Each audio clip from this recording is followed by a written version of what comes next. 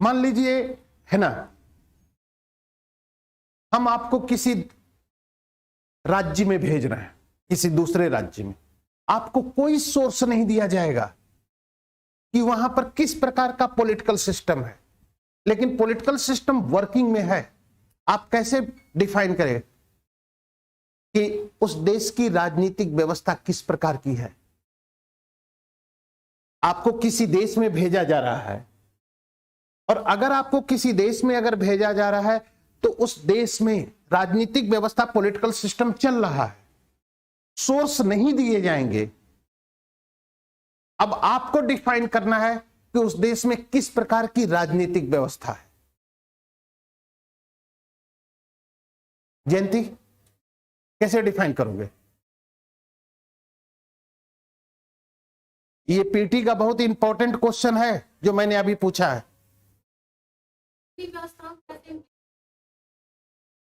कैसे मुरलीधर करेंगे? नितिन, हमें लग रहा है वहां पूछेंगे कि क्या वहां सा सिस्टम चल। आपको कोई सोर्स नहीं दिया जा रहा है। आपको ये नहीं पूछा, जैसे खाना खा रहे हैं तो ये नहीं पूछा कैसे बनाए हो, खाना ही खाइए, अब टेस्ट करके बताइए।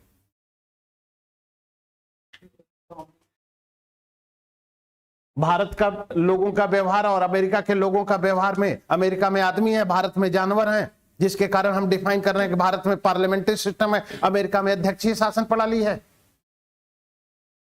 सुनिए, किसी भी देश या किसी भी राज्य की शासन प्रणाली का निर्धारण सिर्फ relation between legislative and executive पर डिपेंड करता है। विधायिका और कार्यपालिका के संबंधों के आधार पर परिभाषित किया जाता है कि political system is presidential system, political system is parliamentary system. अगर एग्जीक्यूटिव काउंसिल के प्रति, लोअर हाउस के प्रति रिस्पॉन्सिबल हो जाए, यानी मीन्स कि मान लीजिए ये गवर्नमेंट है,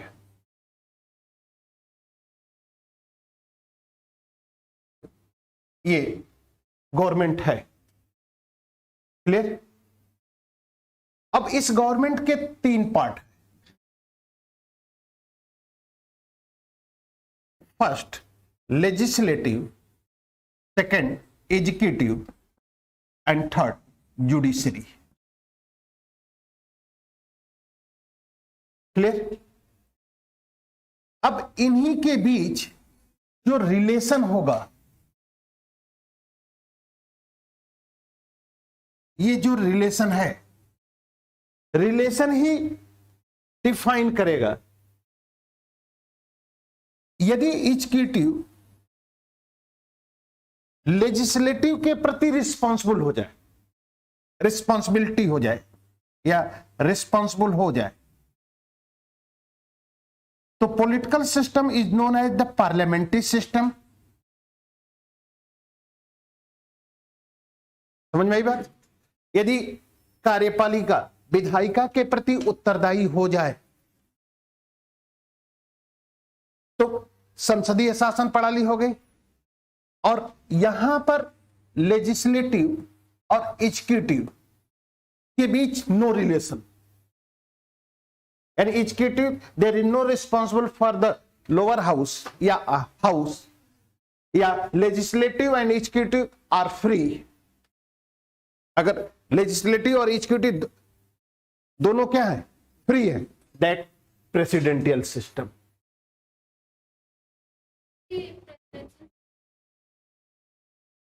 तीनों फ्री होते हैं, ठीक? अब अगर ये रिस्पॉन्सिबिलिटी हो जाती है, सुनना, तो ये रिस्पॉन्सिबिलिटी अगर एग्जीक्यूटिव लेजिस्लेटिव के प्रति रिस्पॉन्सिबिलिटी होगी तो एक मतलब और एक मीनिंग और निकलेगी यहां पर, और वह होगी integration between legislative and executive. Clear? यानी मीन्स आर्टिकल 50 क्योंकि article 50 separation between executive and judiciary है। क्लियर? अब लेजिस्लेटिव और एग्जीक्यूटिव का एकीकरण है, इंटीग्रेशन हो रहा है। इसका मतलब कि president is a head of executive and legislative.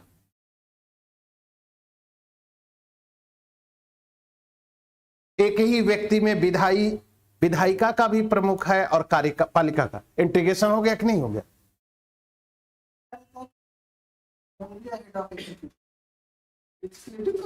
Legislative का without president recommendation bill there is no changing of the act. Without president, there is no participation of parliament. There is no formation of parliament. Clear? यहां तक समझ में आ गया? अब अगर ये relation है, तो अगर ये रिलेशन और ये है, ये अगर यहां पर अगर सिस्टम आ जा रहा है, तो ये रिस्पॉन्सिबिलिटी ही पार्लियामेंट्री सिस्टम को या संसदीय शासन प्रणाली को रिस्पॉन्सिबल गवर्नमेंट, उत्तरदायी सरकार या उत्तरदायी शासन प्रणाली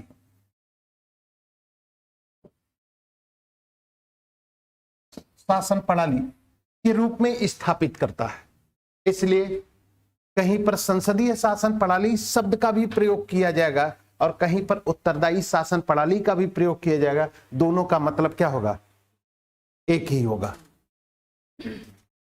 ठीक? अब पार्लियामेंट्री सिस्टम आ गई। अब पार्लियामेंट्री सिस्टम में जब ये पार्लियामेंट्री सिस्टम को स्थापित किया गया, पार्लियामेंट्री, तो इस पार्लियामेंट्री सिस्टम में 3 कैरेक्टर है।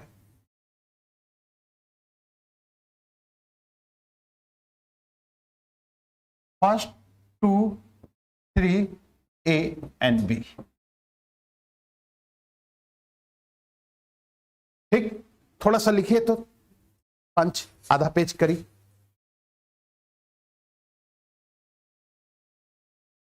ठीक?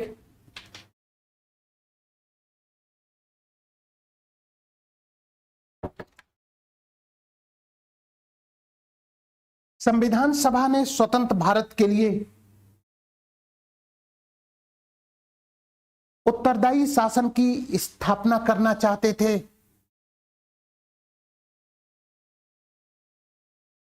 जिससे जनता के हितों की सुरक्षा हो सके, क्योंकि ब्रिटिश सरकार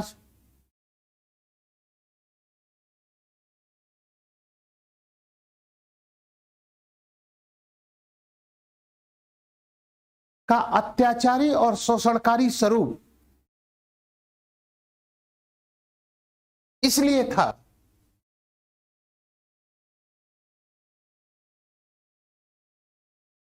कि वह भारत की जनता के प्रति उत्तरदायी नहीं थे।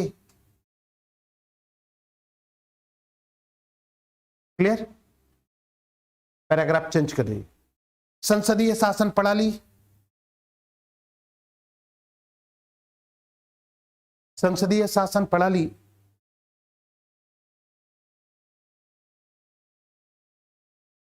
के निम्न लक्षण हैं। पहला पॉइंट, 2 प्रकार की कार्यपालिका पाई जाती है। पहला ये देखिए बना हुआ है, नाम मात्र की कार्यपालिका,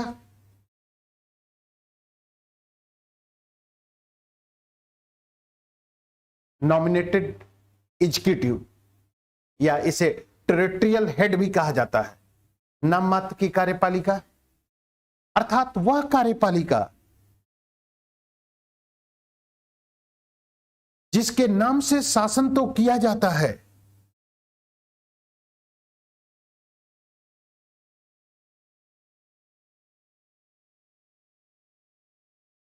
लेकिन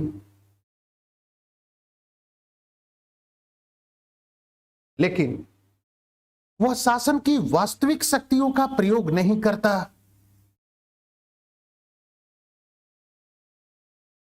जैसे भारत का राष्ट्रपति और ब्रिटेन का सम्राट।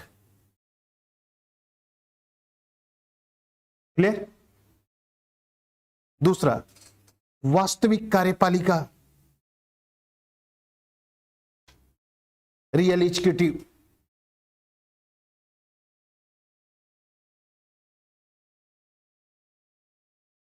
वह कार्यपालिका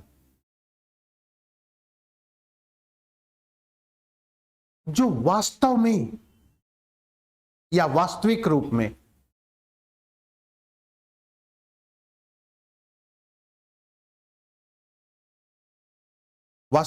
में शासन की शक्तियों का प्रयोग करता है।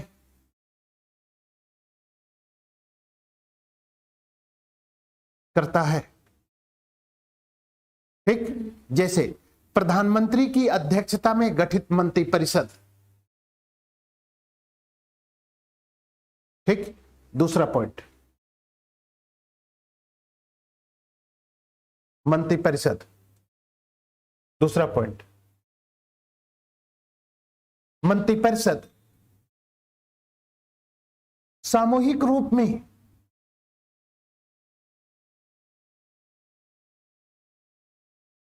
निम्न सदन के प्रति उत्तरदायी होगा। ठीक? अब मंत्रिपरिषद देखिए, council is the real executive and council is a responsible for the lower house and parliamentary system is known as the responsible government. Clear? Clear हो गया?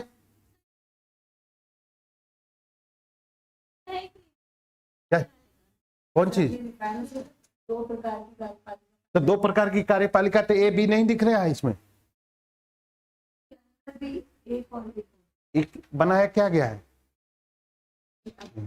एक देखो, खुद देख लो, 1 का 2 पॉइंट, फिर दूसरा पॉइंट चला है, और तीसरा पॉइंट। इतना ही होगा ना। अब सुनिए, फर्स्ट एंड सेकंड कैरेक्टर या merit, similarity in British and Indian parliamentary system, या सिमिलर मेरिट है first and second. But third character, difference between Indian and British parliamentary system. जैसे सपोज दैट अब हम पार्लियामेंट्री सिस्टम कहां से लाए हैं? यूके से। ठीक? तो यूके में और इंडिया में है, यूके में है सुपरमेसी ऑफ पार्लियामेंट।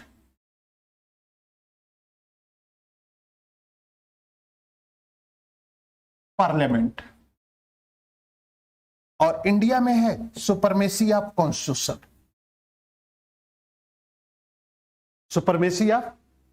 डिफरेंस आ गया है कि नहीं? यानी first and second character present in British and Indian parliamentary system, and third character difference between India and British parliamentary system. ठीक? तीसरा पॉइंट लिखिए, ब्रिटिश संसदीय शासन प्रणाली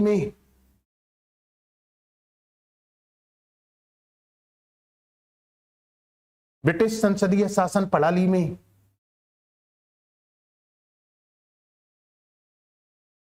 संसद की सर्वोच्चता है, जिसके संबंध में ब्रिटिश राजनीतिक विचारक डिमोले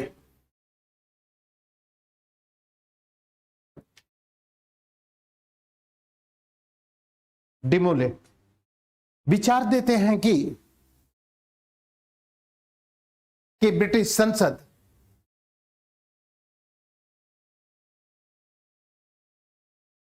स्त्री को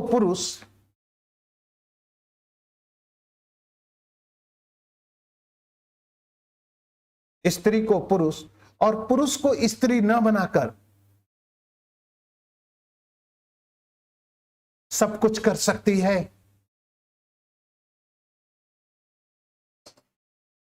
एक काम आप लोग करिएगा, आप लोग से रिक्वेस्ट है कि आप लोग सभी अपने सेल फोन को क्लास के दौरान साइलेंट मोड पर लगा दीजिएगा।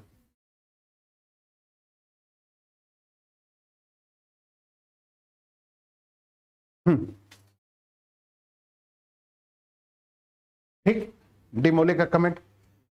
जबकि भारत में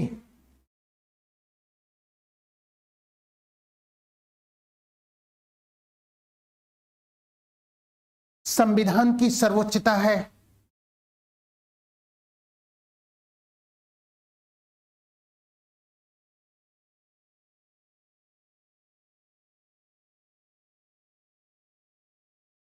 संविधान की सर्वोच्चता है, लेकिन जब 42वें संविधान संशोधन द्वारा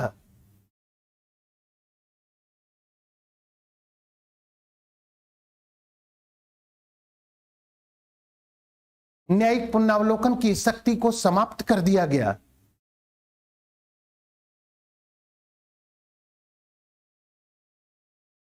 पुनरावलोकन की शक्ति समाप्त कर दी गई,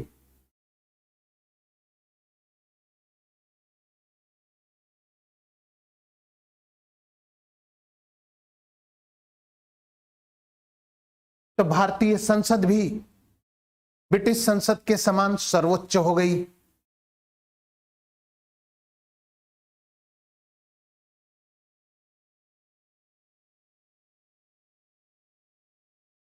संसद के समान सर्वोच्च हो गई।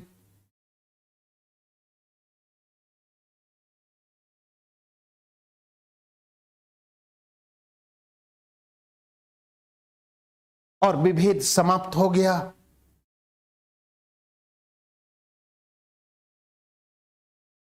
यह पॉइंट अंडरलाइन कर लीजिएगा, कभी भी पीटी में पूछ सकता है कि कब दोनों देशों की संसदीय शासन प्रणाली के बीच का विभेद खत्म कर दिया गया।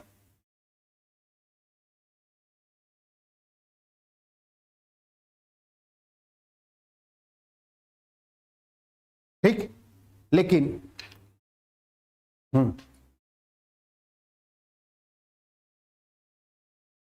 लेकिन 43rd अमेंडमेंट के द्वारा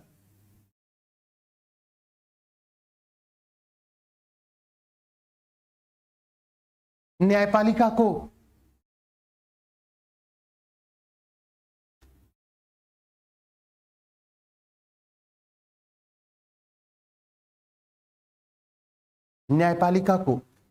न्यायिक पुनरावलोकन की शक्ति पुनः प्रदान कर दी गई और दोनों देशों के संसदीय शासन प्रणाली के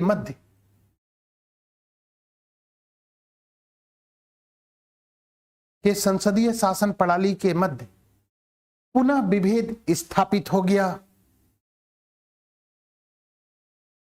यह विभेद आज भी है।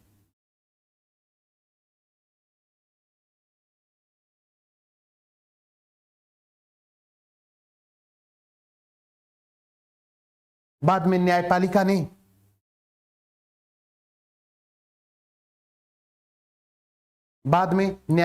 ने न्यायिक पुनरावलोकन को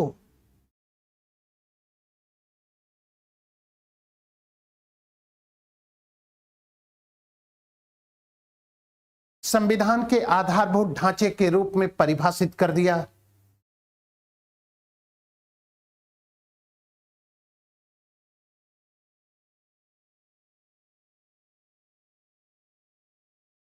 आधारभूत ढांचे के रूप में परिभाषित कर दिया। मुरली, इसका मतलब समझ रहे हो? दूध का जला हुआ व्यक्ति छाछ को भी क्या करता है?